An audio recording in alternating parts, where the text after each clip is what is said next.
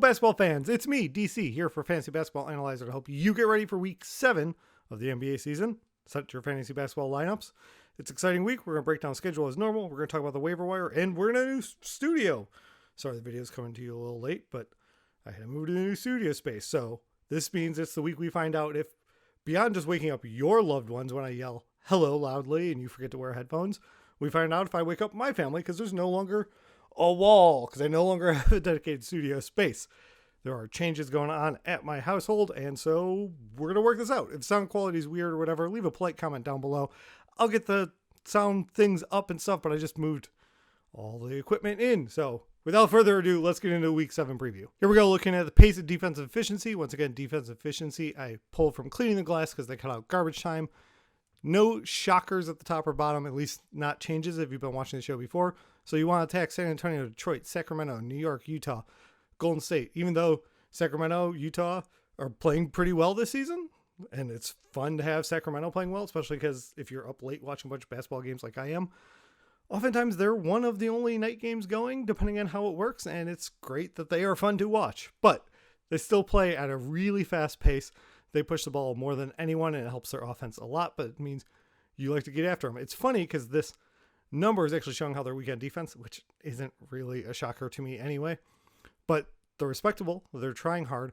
It doesn't show them as being one of the top paces, but they combine to make them one of the teams you do want to get after. The stay away from Milwaukee, Dallas, Cleveland, Philly, the Clippers, Phoenix. These are what you expect. Miami's just outside that range. You know, Washington's a little bit higher, and they're down there. That's a little bit of a surprise, but everyone else threw the names you would expect. So we take this and we apply it to the week 7 schedule. All right, let's start off with the bad news. Miami only has 2 games this week.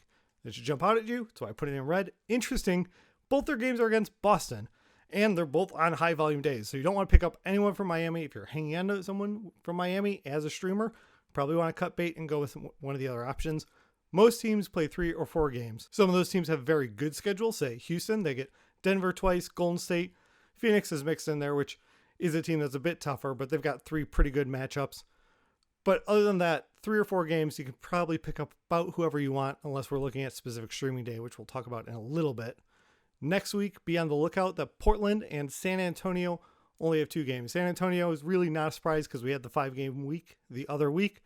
So that bill's going to come due. If you get some extra games, you're going to have a lower game day. Let's go ahead and look at the back-to-backs. So a lot of teams are starting off the week with the second of a back-to-back. I'm recording this Sunday, so games today into tomorrow, Monday, presumably when you're watching this.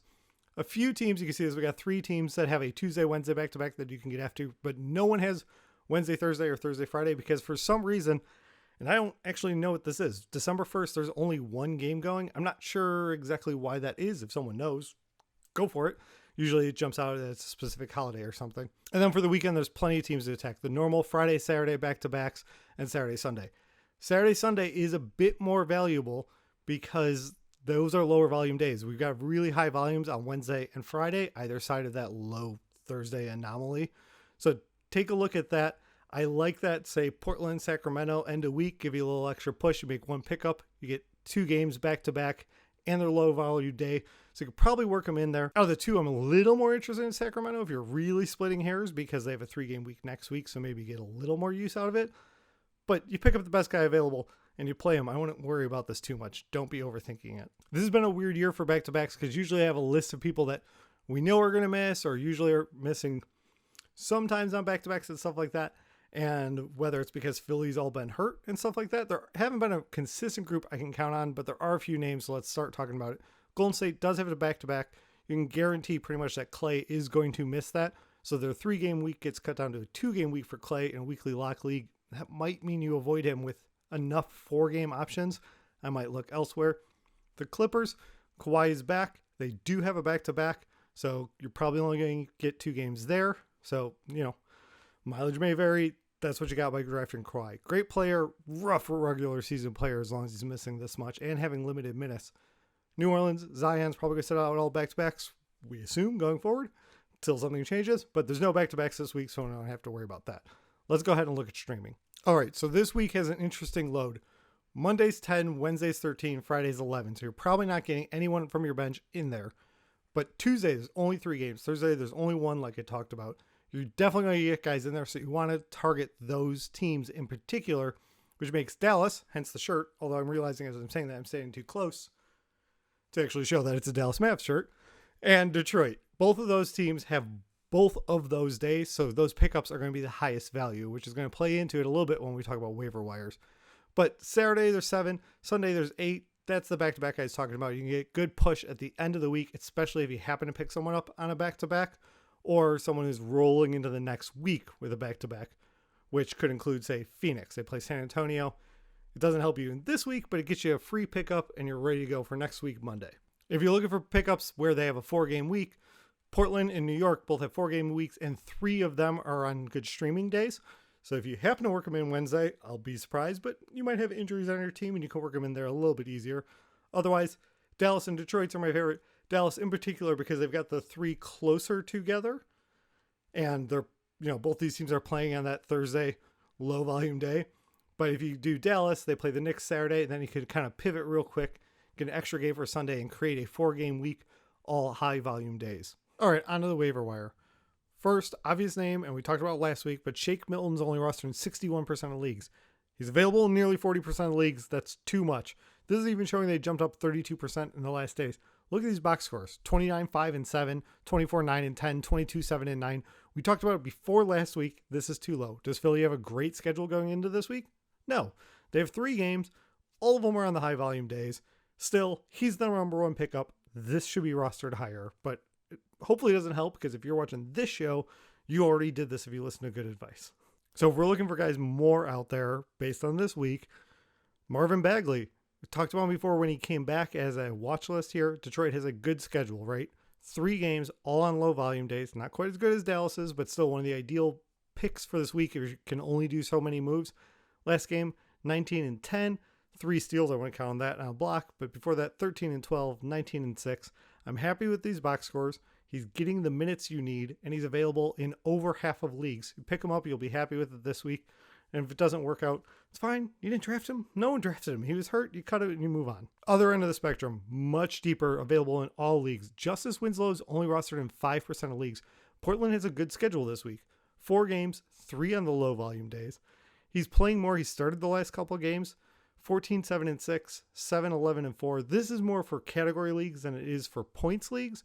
But I really like Justice Winslow. I've talked about him before in other situations. Am I wrong about it? Famously, a couple years ago. But he's really helping Portland in 95% of leagues. You can get him in there for 3 games this week. I think he could help you a lot in category leagues. He's not going to hurt you too much. Sure, he shot 30% and 20% in those couple games, but it's for 7 points. It's for 5 points. He's not taking a ton of shots. He's not really going to drag you down there. And he can help you in the little places, get you some prize steals for basically free off the waiver wire. For comparison, I want to show you these minutes. Josh Hart is playing 38 minutes. Justice Winslow is playing 30 minutes. Josh Hart's numbers don't look wildly different to me than Winslow's over the last few games. And he's rostered in 78% of leagues. And Winslow's in 5% of leagues. Shaedon Sharpe, I love Shaedon Sharpe. I liked him coming into the draft. I thought he should be a top 4, top 5 pick. Really excited about him. He's rostered in 6% of leagues. He should not be rostered in more spots than Justice Winslow. Justice Winslow can help you now. And again, you use him when the schedule's working and you cut bait. He's not a season-long hold, but he's helpful. All right, the last guy was for category league owners. How about Trey Murphy? More so for the points leagues. He just came back from injury. He's got 21 points, 3 rebounds, 1 assist, 1 steal. Do I expect him to fill out the whole stat sheet? No, not really. I mean, a few games ago before the injury, he had 19 points and 10 rebounds. That's great, but I'm not counting on him to get even 5 rebounds a game. The 5 3-pointers, that's possible. 3 3-pointers, 5 3-pointers. I expect that to happen all the time, which helps his points. You get a little bonus for hitting the threes in your points leagues. 41% rostered. New Orleans has an all-right schedule this week. They've got 4 games, but only 1 is on the low volume day, and it's the end of the week against Detroit. Wait, did I read that right? No, against Denver. Wrong D team. So I like Trey Murphy as a pickup, but I don't love it. I think he can help you. If you're looking categories and you need threes, go for it. If you've got an injured spot where you're going to work him in there, he's not going to let you down, but his schedule isn't perfect for this week, but you can scoop up and get a guy that probably should be rostered in more than 60% of leagues, but he missed a few games, and so his ownership is a little bit lower than it should be.